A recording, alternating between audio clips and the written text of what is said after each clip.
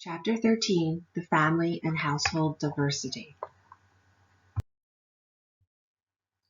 In this chapter, we're going to cover 3 modules: global view of the family, marriage in the family, and alternatives to traditional families. Some of the questions we will address are going to look ahead. What are families in different parts of the world like? How do people select their mates? When a marriage fails, how does the divorce affect the children? And what are the alternatives to the nuclear family, and how prevalent are they? So we're going to look at marriage and the family as a social institution, and just like other social institutions, it changes as the culture changes. And we have, there are numerous definitions, and depending on what source you look at, there are a variety of definitions of the family. So, for example, your author here has this definition, but if you look at the census, the United States Census Bureau has their definition of the family as well. So we're going to take a look at and focus on Schaefer's definition of the family. And Schaefer defines a family as a set of people related by blood, marriage, or some other agreed upon relationship or adoption who share the primary responsibility for reproduction and caring for members of society. And it's a very inclusive definition. So some of the other definitions may be not as inclusive.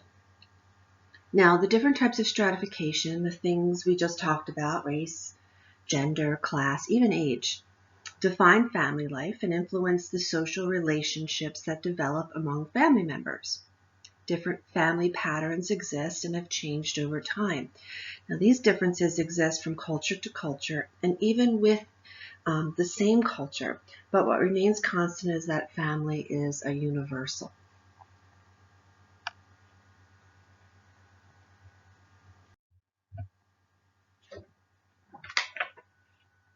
Which means that when we say the family is universal, that means that families are found in every culture. But there are variations depending on what culture we look at. There are variations in the family from culture to culture. For example, if we look at Tibet, a woman may be married to more than one man. Usually they're brothers, but they share good land, which is very limited in Tibet. In Madagascar, a man has multiple wives, and each one in a different village where they cultivate rice. The best rice field equals the senior wife. There are even examples of this in our country. There's a reality show called Sister Wives, and this man has 4 wives, and they went on TV to show their polygamous lifestyle. So these are things we're going to talk a little bit about. So depending on the culture, depending on variation, we'll see differences. But the universal principle is that the family is a social institution that exists in all cultures. And so we'll see some of the general principles that are universal. And those principles are composition, kinship patterns, and authority patterns. I'd like to talk about some definitions first. We're talking about the composition. What is the family? The nuclear family consists of a married couple and their unmarried children living together. This type of family serves as the nucleus. So it's the nucleus or the core in which the larger family groups are built. Now, nuclear families have steadily decreased over the last 40 years. By 2016, only 29% of U.S. family households fit this model. And what we're seeing now is the number of single-parent households have increased. An extended family is a family which relatives, such as grandparents, aunts, uncles, live in the same home as parents and their children. Extended families provide great emotional support, financial support, so it's a larger economic unit than just the nuclear family. So crises put less stress on family members as more people are present to provide that assistance and support. And here we see a table illustrating the living arrangements of adults age 18 and over in 2017. We see to the left, 1967. With the blue bar is people living with a spouse, and we see the greenish or yellow shaded bar where we see unmarried partners. That has grown. All others, child of the household, are living alone.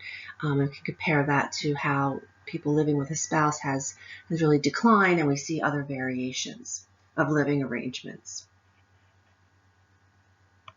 So definitely the composition of the family is changing. Now, in these family types, we refer to the marriage that is most characteristic in the United States, which is monogamy. Monogamy refers to one woman and one man married only to each other. Taking into consideration the high divorce rate in the United States, serial monogamy is becoming a more accurate description. And this term refers to a person who may have several spouses in their lifetime, but only one spouse at a time. Now, some cultures do allow a person to have more than one husband or wife, as I mentioned in a couple of examples earlier. This form of marriage is known as polygamy, where an individual has several husbands or wives simultaneously. Now, this has declined during the 20th century, and in at least 5 African countries, 20% of men still have polygamous marriages. Anthropologist George Murdoch studied 565 societies, and he found the 2 most basic types of polygamy, and they're known as polygyny and polyandry. So these 2 forms, or these 2 types of polygamy, polygyny refers to the marriage of a man to more than one woman at the same time. And then polyandry is a woman who may have more than one husband at the same time. And there's different reasons for this when we see and we look at George Murdoch's study. Some of the reasons are for economic benefit.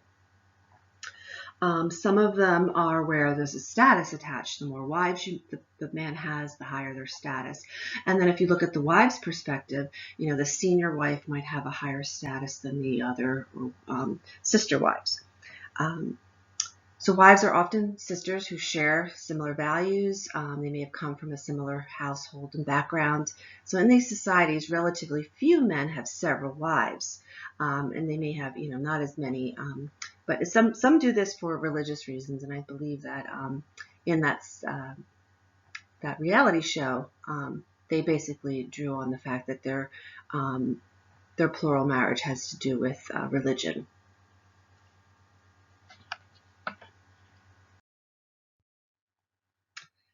Here we see a table of U.S. households by family type, 1970 compared to 2012.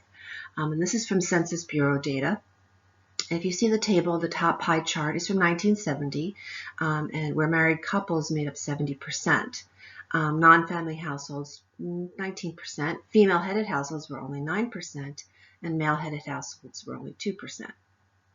Compared to 2012, we see the number of married couples is now 50%. We've seen an increase in non-family households, and these are households where women and men are either living alone or exclusively with people to whom they are not related, like in a college dorm or a homeless shelter or even on a military base. So that would consist of the non-family households. Female-headed households have increased to 13%, and we've even seen a slight increase in male-headed households. So definitely the household types in the United States have changed.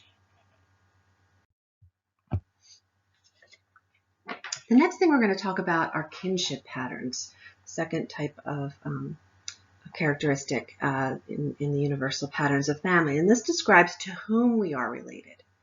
The state of being related to others is called kinship.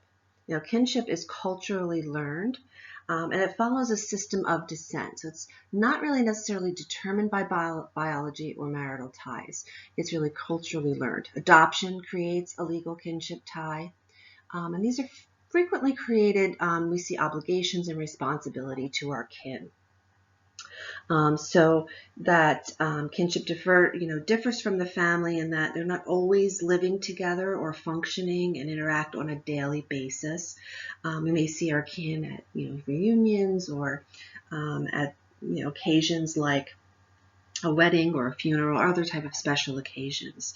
So these family members only come together as kinship members, including aunts, uncles, cousins, in-laws, that make up and develop these kinship ties. Kinship ties create those obligations and responsibilities to one another. They are determined by a person's descent. So let's talk about that next. Now, the principle of descent assigns people to kinship groups according to the relationship to a mother or a father. And so there's 3 ways to determine that person's descent. It is important to note that the U.S. in the United States, we follow a bilateral descent, which regards both sides of a person's family as being equally important. Now, again, according to George Murdoch, the anthropologist, 64% of societies give preference to one side of the family or the other. In patrilineal descent, only the father's relatives are important in terms of property, inheritance, and emotional ties. In matrilineal descent, only the mother's relatives are significant.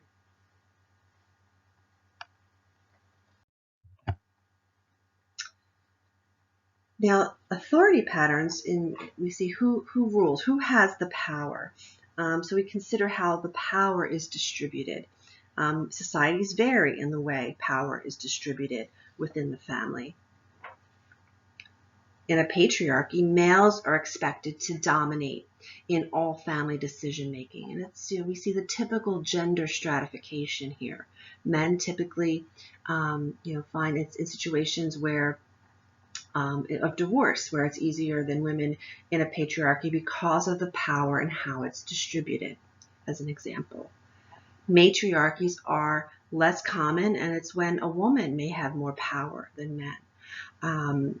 We have an example of Native American tribes where men may have left for warfare or food gathering expeditions, and so women carried on in the power and the authority in the family. Now, the third type of authority is called the egalitarian family, where authority is shared between the spouses. And this is much more common in the United States.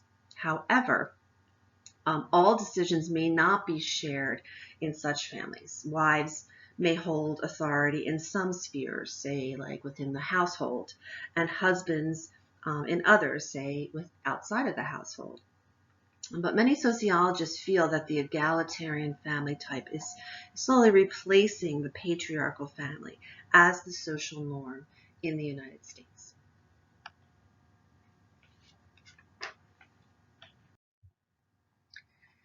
Okay, the next thing we're going to do is talk about our sociological perspectives on the family.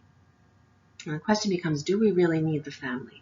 Now, Friedrich Engels, who was a colleague of Karl Marx, one of our early theorists, in 1884, described the family as the ultimate source of inequality because of its role in the transfer of power, property, and privilege. Now, think about it.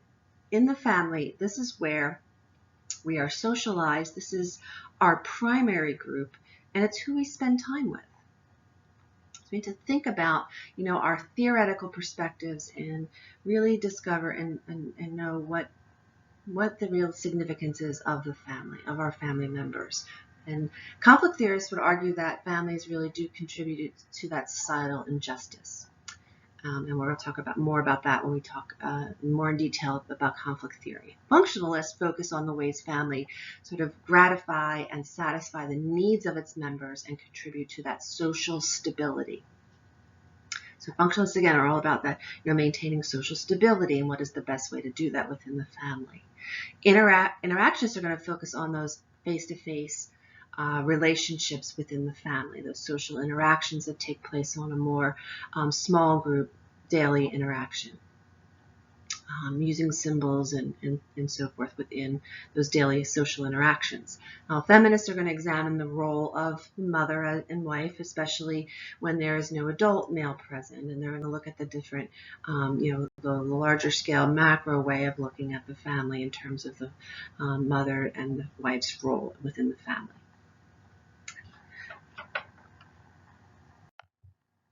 So first we'll take the functionalist perspective.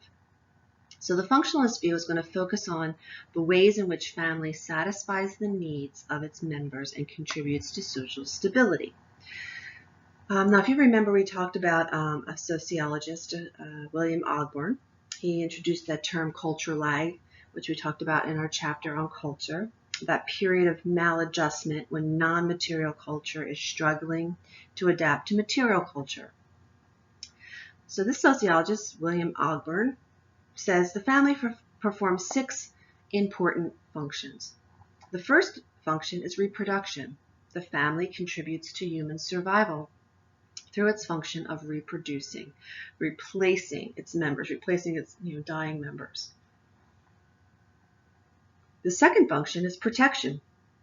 The family assumes responsibility for the protection and upbringing of children.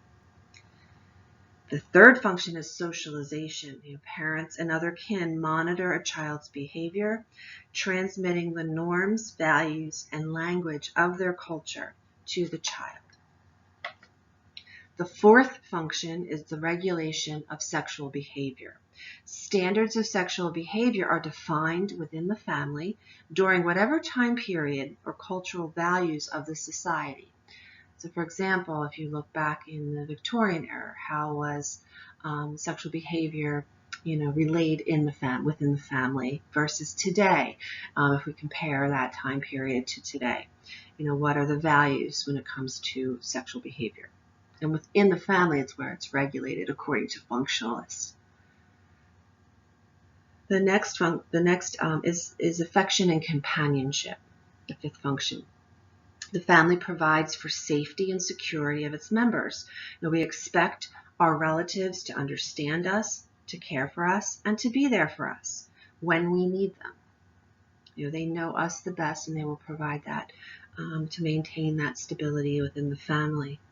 And the last is the provision of social status. The last function is the family presenting an ascribed status. We are born into that social status of our family based on our race and ethnicity, and it helps determine our place within society's stratification system. Now, some functions of the family have been shifted to outside groups or other social institutions. At one time in our history, if we examine the family in history, education, recreation, and religious training were all a function of the family as well. Families educated their children. They provided, recreation and religious training. Traditionally, they took place within the family, and now those functions take place outside of the family for many. You see churches and synagogues and little leagues in our communities, places for children to play, and education with schools, formal schooling outside of the family.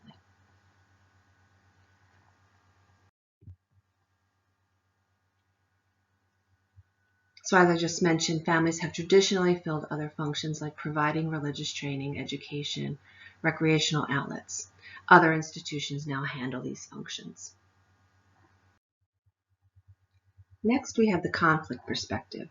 And according to the conflict view, family is a reflection of inequality in wealth and power found within society, and is perpetuated by male dominance.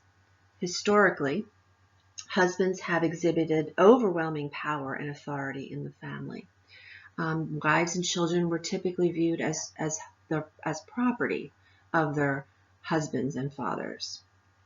After the first wave of contemporary feminism in the United States in the mid-1800s, there was a challenge to the status of wives and children as the legal property of their husbands. Sociologists have found that even though men are increasing their involvement in childcare, wives still perform a disproportionate amount of it. Conflict theorists view the family as an economic unit that contributes to societal injustice, because families typically transfer power and property and privilege from one generation to the next. The social class of parents significantly influences a child's socialization experiences, meaning that the socioeconomic status of a child's family has an influence on their nutrition, their health care, their housing, their educational opportunities, and also ultimately their life chances as adults. If we look at male dominance over the family, it has not disappeared. The number of fathers at home with their children has doubled since 1989. But there's still an increase in the number of fathers who do not live with the family, and we'll talk more about that.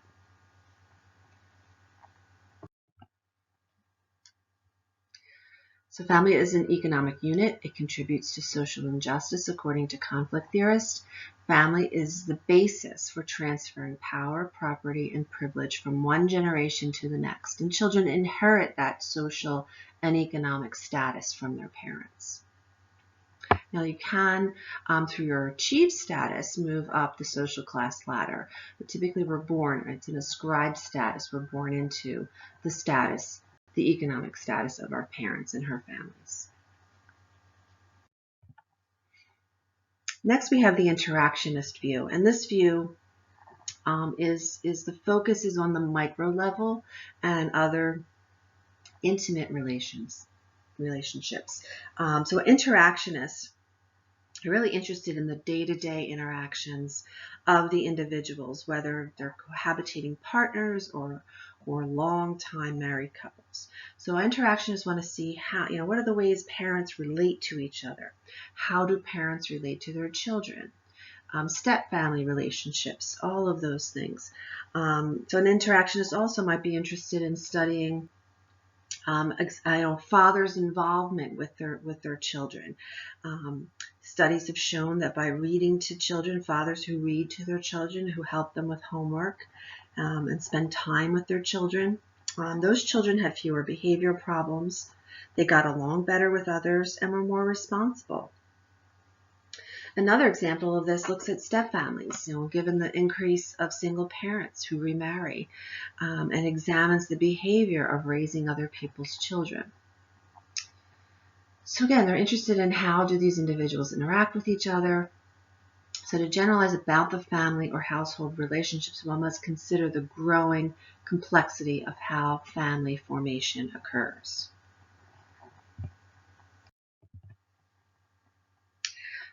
Okay, next we'll take the feminist perspective, and there's a strong interest in family as a social institution.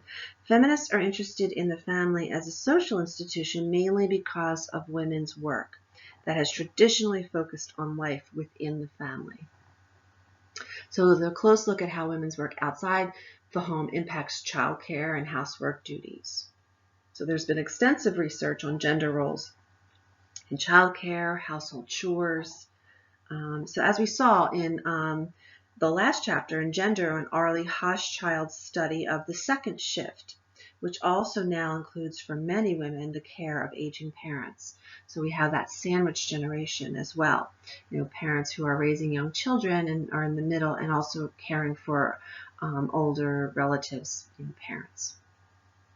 So feminist theorists have really urged others to rethink the idea that families where no adult male is present, they're automatically cause for concern. Single mothers have shown great resiliency despite economic hardships. Taylor et al. In 2009, a feminist researcher, concluded that the family is the source of a woman's strength. Many African Americans, single mothers, they rely on those kinship networks for social support. There was a classic study by Carol Stack in 1974 entitled All Our Kin, which really focused on that family support from kinship networks. Other areas of feminist research include single women, single parent household, lesbian couples. So feminists really stress the need to study neglected topics in family studies. Families where dual income households exist, or where the wife earns more than the husband. In 2005, there was a study of 58 couples that found that 26% of wives earned more than their husbands. And in 1981, it was only 16%. So we're seeing a growth in that number as well. So here we have a table that really summarizes the 4 theoretical perspectives, and we see the emphasis. for each perspective. Now we will look at love, marriage, and parenthood. Over 95% of all men and women in the United States marry at least once during their lifetimes. Indications of a mini boom of marriages of late, despite high divorce rates, indicate that marriage is still highly valued in our society. So we're going to take a look at how social institutions and cultural values and norms play an important role in mate selection. Dating and mate selection is not as romantic as we may think it is.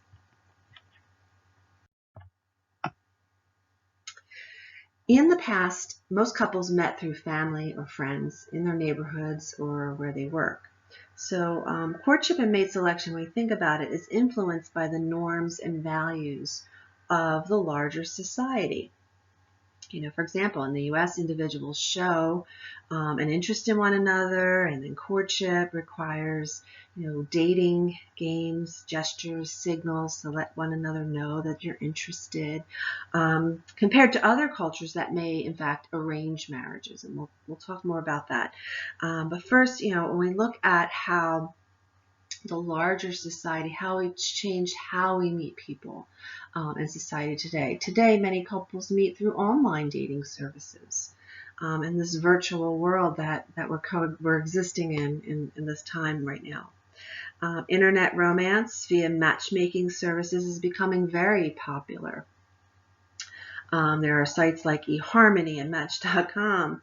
So the internet is the second to friends as a source for romantic partners. One thing for sure is the process of choosing a mate is taking longer than it did in the past. Most people are well into their 20s before they marry. So this delay in marriage is largely the result of personal independence and concern for having that financial security.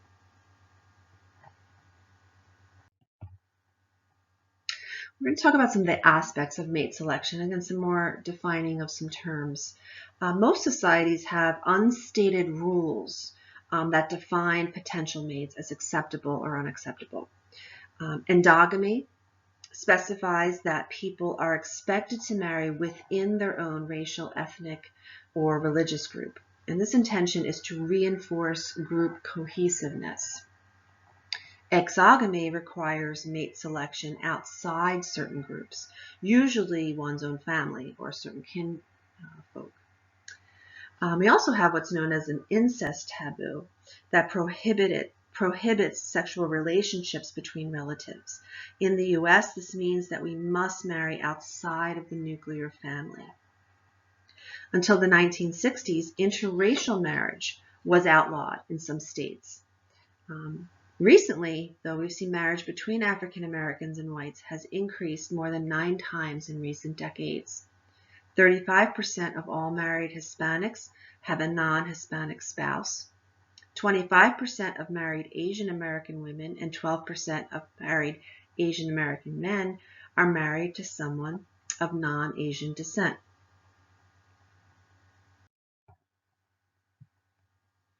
Now, endogamy is still the norm in the U.S., but another factor that influences the selection of a marriage partner is homogamy.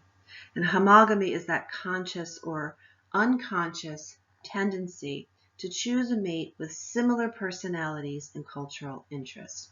The idea of like marries like. Yet, some observe the rule that opposites attract. The fact is, though, mate selection is very unpredictable.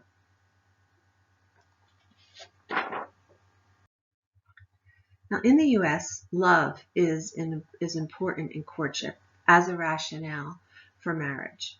However, love is not universal for marriage in all cultures.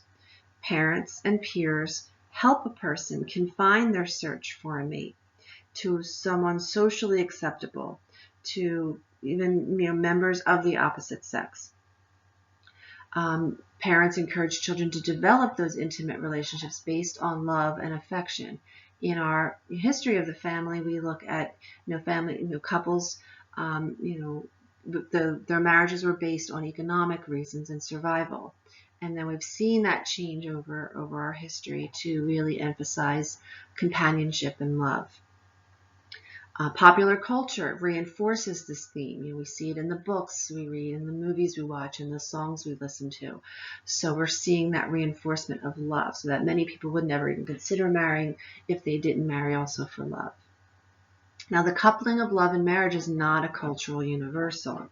Many world cultures give priority to factors other than romantic feelings, such as the case with arranged marriages. Now, arranged marriages are where economic considerations play a significant role.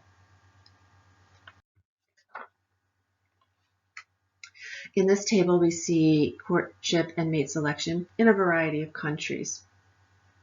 If we look in the middle here,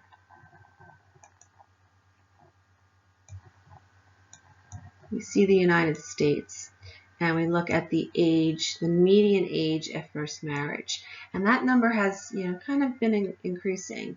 Women at 27.4 and men at 29.2. People are definitely postponing the age at first marriage. It is much lower in a country like India. And a little bit, see the differences a bit higher in a country like Finland.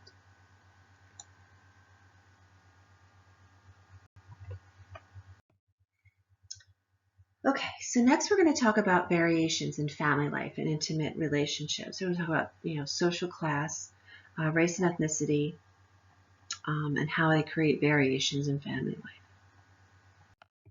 First, social class differences. In the U.S., upper class families really emphasize lineage and the maintenance of family position. Upper class families are more concerned about the proper training for children. Family names like the Rockefellers or the Kennedys mean you're part of a larger family tradition. Lower class families, on the other hand, struggle to pay bills and to survive. They're likely to have only one parent in the home, so typically children will assume many adult responsibilities. So they really don't have a lot of time to worry about the family name. Even if we consider middle-class families, we think about the way parents raise their children, the patterns of authority in the of parents. Middle-class families are more permissive than lower-class families, who tend to be more authoritative. Middle-class families tend to overstructure their children's time. So social class differences in the family life have recently really narrowed, with women playing a significant economic role in poor families. In 2010, 32% of all families headed by women with no husband present were below the poverty line. So the rate for married couples was only 6.2%. So we see this as another indication of the feminization of poverty. And so many single mothers have had, to really see how unequal childhoods are. And there's an author by the name of Annette Leroux who studied, children from different social classes and how they're raised within the family. So as I mentioned, social class differences are less striking today. So we're seeing an increasing more families turning to the same sources for rearing their children. Among college-educated, marriage is delayed and divorce rates are relatively low. The more the older couples are when they marry, the more likely their marriages will remain intact. Among poor, women play a significant role in those economic supports. There is a disproportionate representation of female-headed households among the poor, as I mentioned, in the feminization of poverty. Next, we'll talk about some racial ethnic differences. Now, the subordinate status of racial and ethnic minorities in the United States affects family lives. Lower income makes creating and maintaining successful marital unions much more difficult. Immigration policies of the United States has complicated the success in relocating the relocation of intact families from Asia and also Latin America, two of our largest immigrant groups. Now, if we consider African Americans, female kin networks ease those financial strains, and family life emphasizes deep religious commitment and high achievement. Where no father is present in a significantly higher proportion of Black than white families, we see Black single mothers being a part of and forming stable, functioning kinship networks. Native Americans draw on family ties to help cushion many hardships. Teenage parenthood is not regarded as a crisis. Couples reside within the wife's family after marriage. We see many matriarchal families among Native Americans. So cushioning those hardships where there is a high teenage suicide rate, high poverty rates among Native Americans. So having those family ties help cushion those hardships. Among Mexican Americans, these are described as more familistic than many of the other subcultures. Their men have been described as exhibiting a sense of virility, personal worth, and pride in their maleness, which is known as machismo. The term familism refers to pride in the extended family, and this can be expressed by maintaining close ties to kin outside of the immediate family.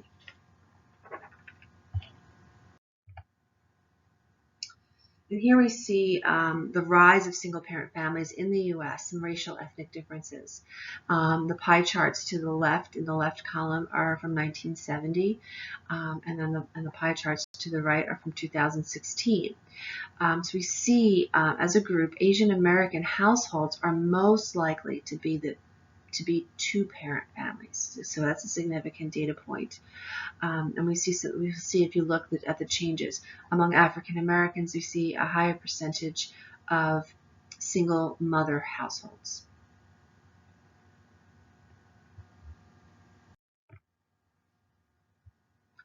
Next, we'll look at some child rearing patterns. Caring for children is a universal function of the family. Parenthood is one of the most important social roles in the U.S., and one of the most important roles of parents is the socialization of children. So the ways in which societies assign this function to family members may differ. Today, fewer than 1 in 5 children live in a household with a father present and working, a mother present, and no other step or custodial children present. Now, a sociologist by the name of Alice Rossi has identified 4 factors regarding socialization into parenthood. The first is that there's little anticipatory socialization for caregiving role, sort of that planning or preparing to become a caregiver. There's limited learning that occurs during the pregnancy period.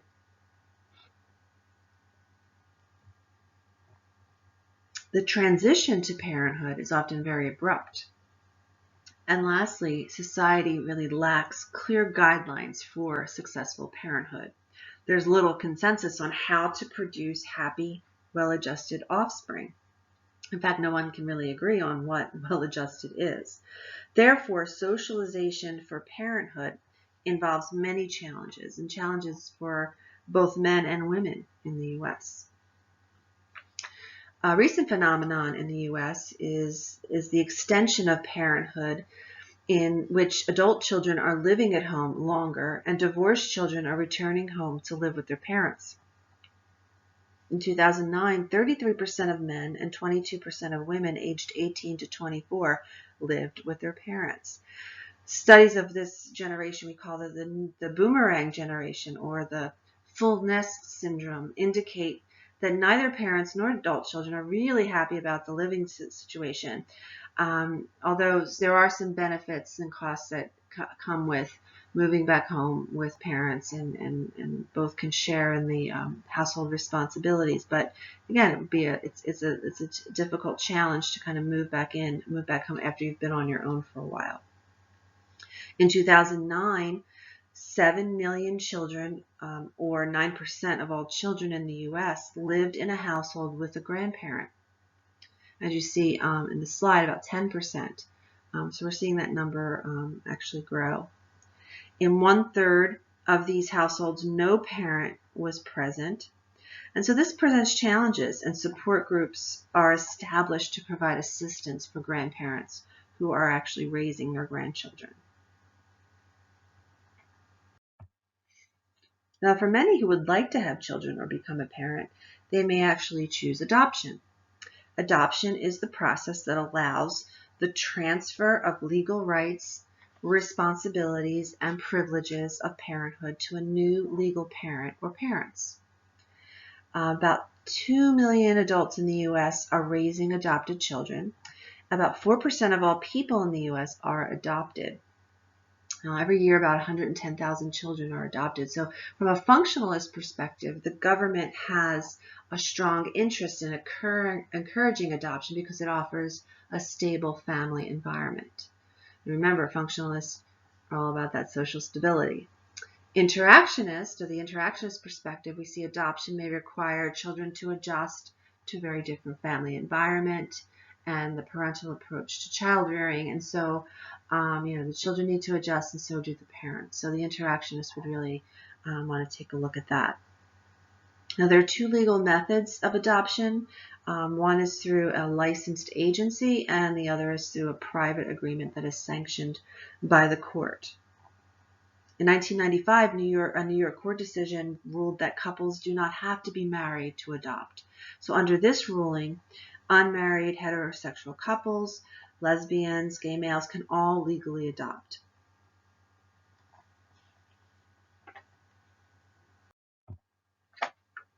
Next, we'll take a look at dual income families.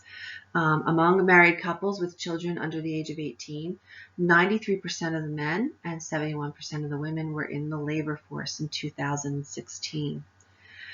The majority of married people are dual wage earners out of economic need. So we're seeing that rise in the number of dual income couples out of economic necessity.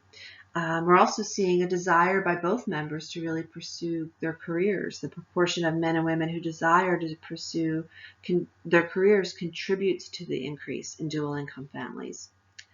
And then there's commuter marriages we've seen have risen.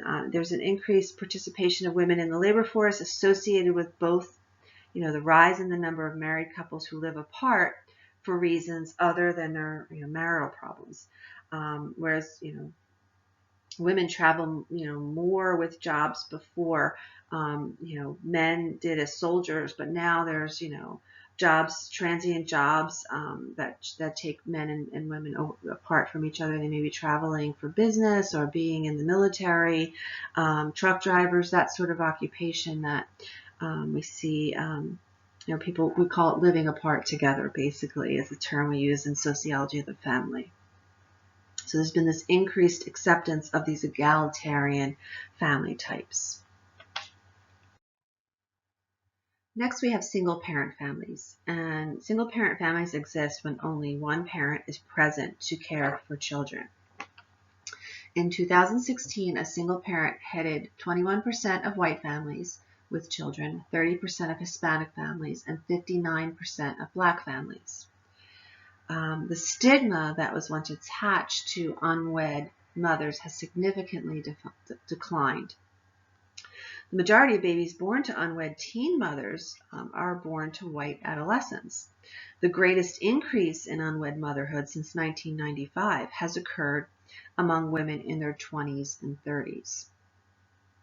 Now, life in single-parent households can be extremely stressful.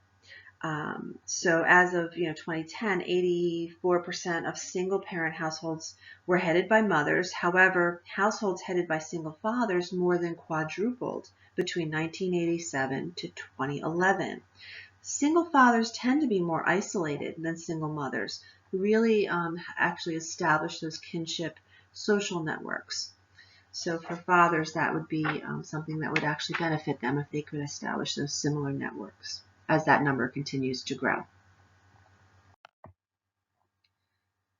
In 1950, 85% of single parents were mothers, and by 2017, 78% of single families were headed by women. And as I mentioned, single fathers typically find themselves much more isolated, and maybe establishing those kinship networks would benefit them. As the rising rates of divorce and remarriage have increased, we also see that the number of step-family relationships have increased. Approximately 45% of all people in the U.S. will marry, divorce, and remarry. Now, the nature of blended families has social significance for adults and for children. Resocialization is required when an adult becomes a step-parent or a child becomes a stepchild or a sibling. Important differences between first-time step-families versus repeat divorces, breakups, or changes in custodial arrangements. Sociologist Andrew Ch13 studied step-families. So Andrew Ch13 studied step-families and concluded that the well-being of children in step-families is no better, on average, than the well-being of children in divorced single-parent households. Compared to children raised by biological parents, children raised in step-families are likely to have less health care, education, and money for food. So in other words, that money needs to be now spread amongst more family members. So Andrew Ch13 has done a great deal of research in divorce, blended families, step families. He has a book entitled The Marriage Go Round. He says remarriage does not guarantee improvement in family life. The next module, we'll talk about alternatives to traditional families, and here we will get into a discussion of divorce. U.S. family lives include competing commitments to marriage, to self-expression, and personal growth. So this tension exists between that commitment to both marriage and the commitment to self-expression and personal growth. So tensions can really undermine a marriage and lasting relationships. So first, let's take a look at some statistics and some trends in divorce. Divorce statistics are really difficult to interpret. The numbers, what base we're using. The media report 1 out of every 2 marriages end in divorce. Now, based on the number of divorces in a year with the number of marriages in the same year, 70% of marriages that began in the 1990s were still together as of late 2014. So those who married between 2000 and 2010 have a stronger tendency to stay together. Divorce rates have declined since the late 1980s in many countries. So divorce really began to increase in the late 1960s, and it's declined since the 1980s by about 30%. There's partly due to the aging baby boomer population and a decline in the proportion of people of marriageable age. But it also is due to marriage stability in recent years, as we saw in that statistic.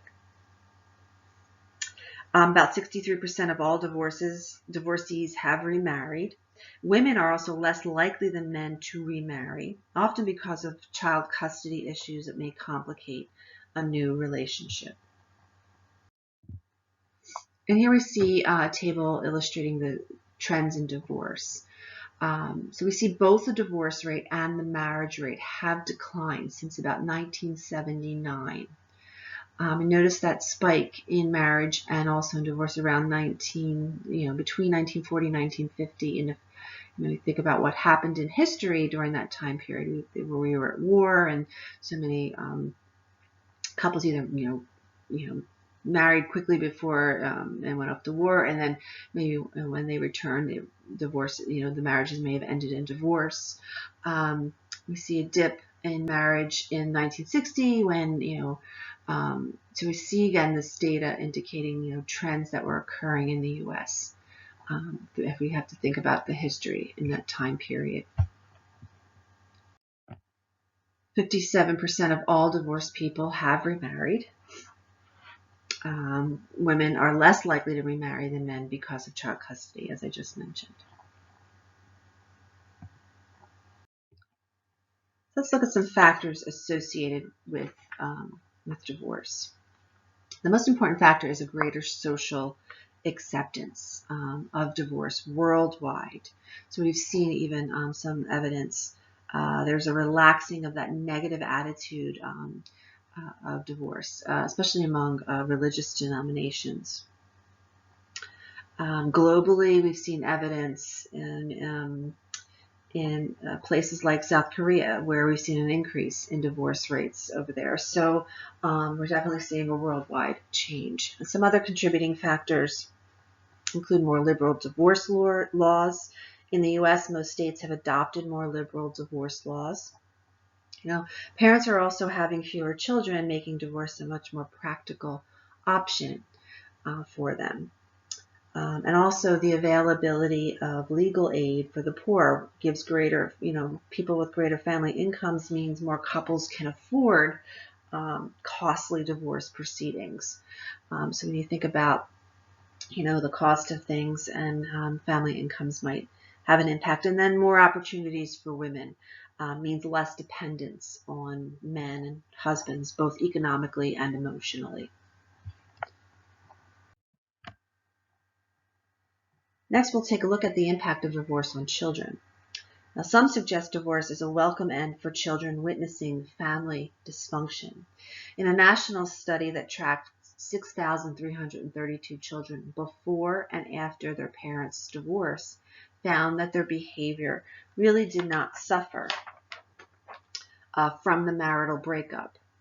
Other studies show greater unhappiness among children who live with parental conflict than among children whose parents are divorced. Now, we can't easily assume that children are automatically better off following a breakup. So we have to, consider that the most successful outcomes occur when the adults remain mutually involved with their children and remain also civil to one another. Another fact, an important impact of divorce is about 62% of court-ordered child support is actually paid. Custodial mothers in poverty is about 32%, which is about twice as many as custodial fathers who are in poverty. So again, there's that feminization of poverty again.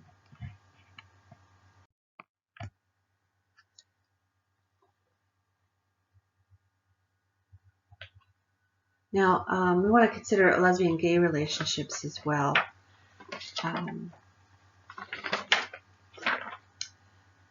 Some lesbian and gay men live alone or with roommates, others in long-term monogamous relationships.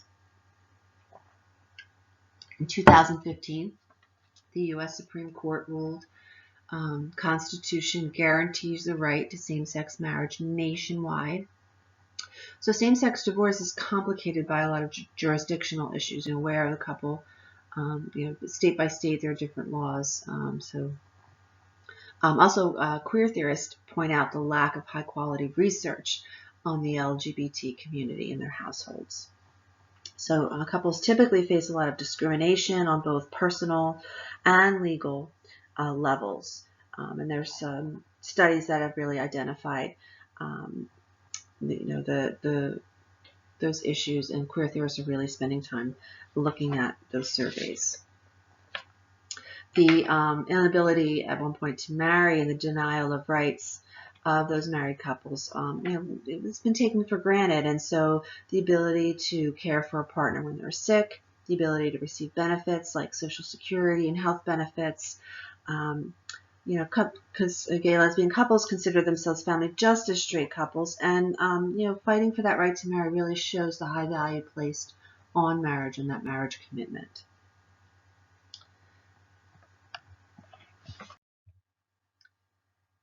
Marriage rates, we've seen, that marriage has lost a lot of its social significance as a rite of passage.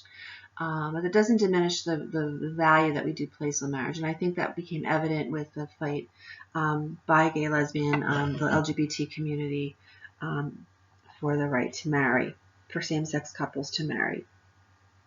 But marriage rates have declined and since 1960, and it's mostly because people are postponing marriage and because more couples, including same-sex couples, are forming partnerships without marriage.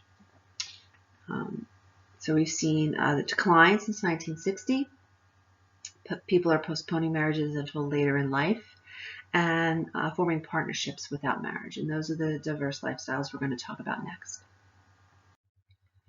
Now, cohabitation describes male-female couples who choose to live together without marrying.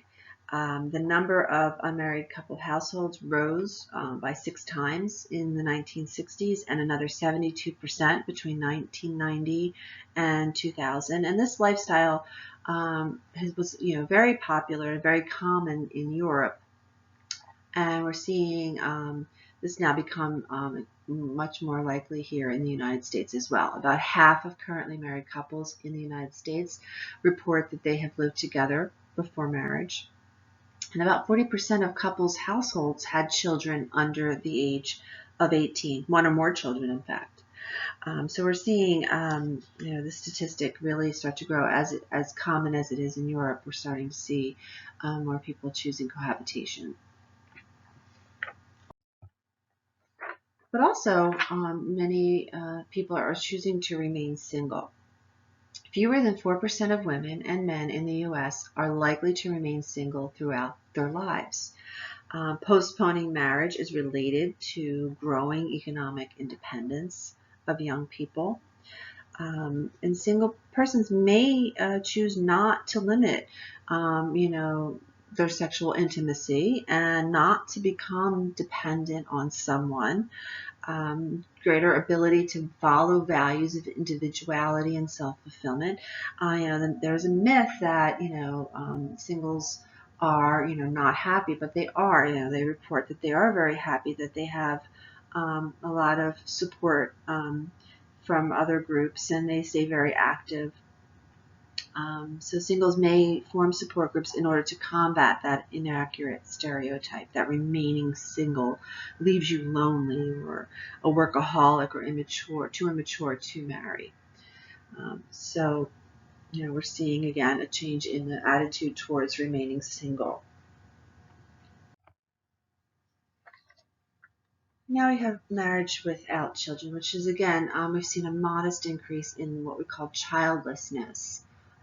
Or as many people refer to it, to be called child-free versus being called childless. So we've seen a slight increase, about 16 to 17, or actually closer to 16 to 22% of women will complete their childbearing years without having children. This is up from 9% to 10% in 1980. And for many of these couples, it's economic considerations that have contributed to this attitude. If you look at some of these cost of raising a child calculators, Baby Center had one available when you clicked on this link, but it's now no longer available to click on. You have to use the U.S. Department of Agriculture. They actually have a link to a site where you can actually plug in, some numbers, and it will calculate how much it costs to raise a child from birth to age 18. And I have a general idea I can give you. So for example, the average middle class family, if you want to take a guess, you can pause this and try to take a guess before I give the answer. But if you look at the numbers in 2017, the average middle class family will spend, all right, pause for a minute, $233,610 to feed, clothe, and shelter a child from birth to age 18. If the child attends college, you might as well just double that figure because it will be costing that much. Again, it's an expensive consideration. I don't think a lot of people will sit down with the cost of raising a child calculator when they're deciding to have children, but it is a consideration that many people think about when they have a child and when they decide to whether or not to have more than one child if they do decide. So also, many people are feeling very fulfilled by their careers and by their lives and in general, and so deciding to remain child-free is basically more of a choice. This is very different from couples who have reproductive challenges and are childless not because of a choice, and so there are other variations on the family with those considerations. There's also, again, concerns about workplace practices regarding childcare. Will there be daycare if a woman does decide to continue to pursue her career in the dual income homes? That is also a consideration, the cost of daycare.